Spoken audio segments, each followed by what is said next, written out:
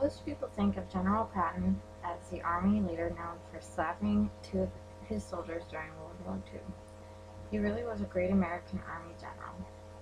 Because of General Patton's leadership and drive, as displayed in the Battle of the Bulge, the United States Army was able to defeat the Germans in World War II.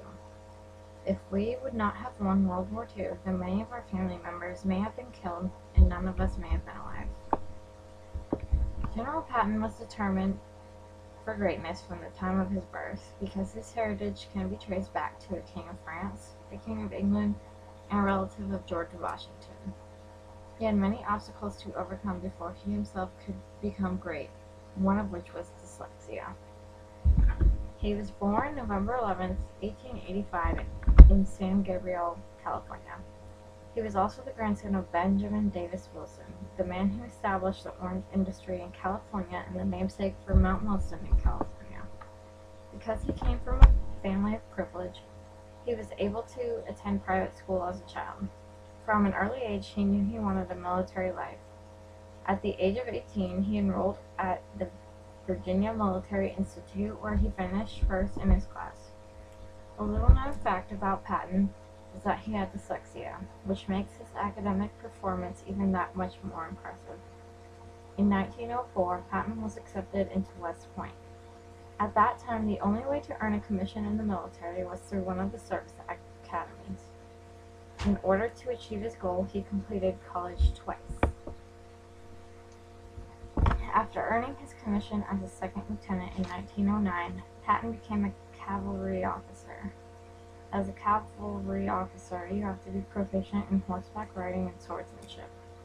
Patton went to the French cavalry school at his own expense to take lessons from the fencing instructor. After returning to the United States, he designed a saber that was adopted by the United States Cavalry. Because of this, he was assigned to teach at the cavalry course, instructing students in the use of this saber that he designed. In 1916, Patton pursued the Mexican outlaw Pancho Villa.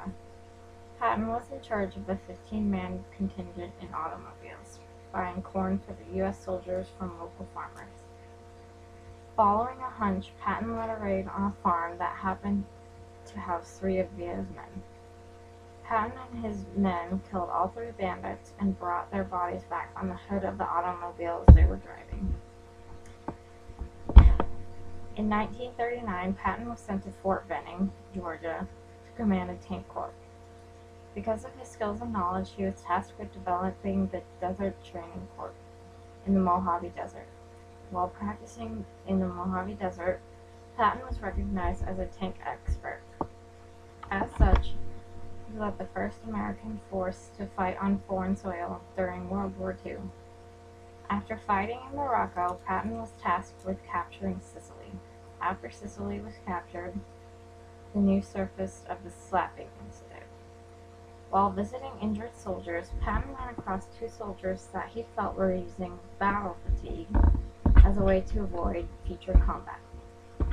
Patton cursed the soldiers, called them cowards, and slapped them across the face with his clubs.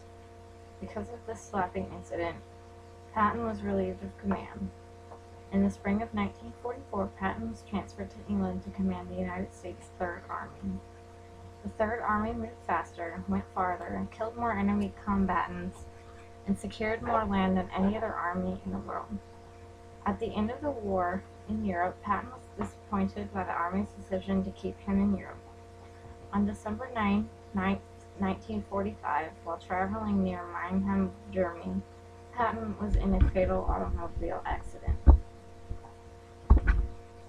As you can see, General George S. Patton overcame a learning disability and used an inner drive that most leaders don't fully exploit to become one of America's finest fighting generals and leaders.